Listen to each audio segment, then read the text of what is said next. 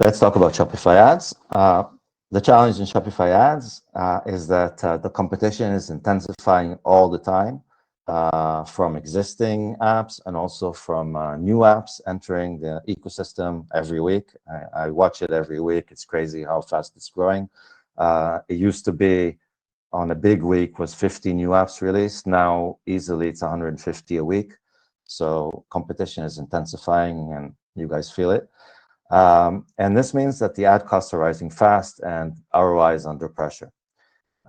So, to succeed, you need to optimize. And to optimize, these are the steps. So step one, use both exact and broad. Exact lets you control the bid for each keyword, and you do this on the keywords that are proven and you want them exactly. And broad lets you capture permutations of these keywords. So maybe typos, maybe these keywords plus more keywords, and often you get very, very good clicks for cheap this way. So you want to have broad. But the problem with broad is that you also get a lot of garbage. So you need to review your Shopify ad search terms report weekly. The way I like to do it is I go to search terms and then I sort it by spend. And when I sort it by spend, it shows me all the ones that money was spent on, and by priority of spend. And then the next thing to do is to add irrelevant terms as negative keywords. For high-performing keywords, you want to increase the bids, maybe put them in exact if they came from broad, and the ones who are not so good, you want to lower the bids. Price has, I think, a cool feature that allows you, well, it's a cool feature, you'll see in a second, that allows you to add new keywords to your campaigns, to your account. And the way it does it is it looks at, first of all, where it says keyword is really search terms. So price looks at search terms. So it captures many permutations, many typos.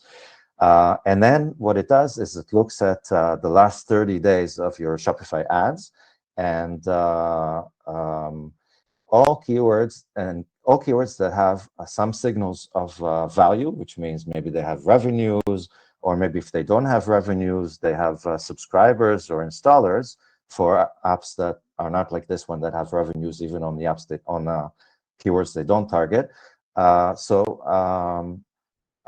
It shows you a list of keywords that have signals of quality. And then you can, it doesn't show here in the screenshot, but you can download these keywords very easily. And then you can copy them with commas in between, which is the way to enter them into Shopify ads. And then you stick them into Shopify ads every couple of weeks. And then you have a new campaign, which is new keywords. And you're growing all the time in keywords by capturing these search terms, which come from your data. Yeah, these are search terms that came from your data that have some signals of quality. And what this means in terms of your results is this is one example. They're not all like this, but this is a good one. So what you have covered here is the main campaign for this app in a period of time. And in the main campaign, they got 117 installs for an average, of $10 per install.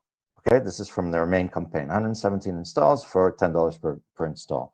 In their price-adjusted keywords campaign, which every 2 weeks adds new keywords that come from price, from the new keyword suggestions, they had almost the same amount of installs at a third almost of the cost per install. So they almost doubled their reach in terms of installs, but the second half of their doubling came at 1/3 of the cost per install.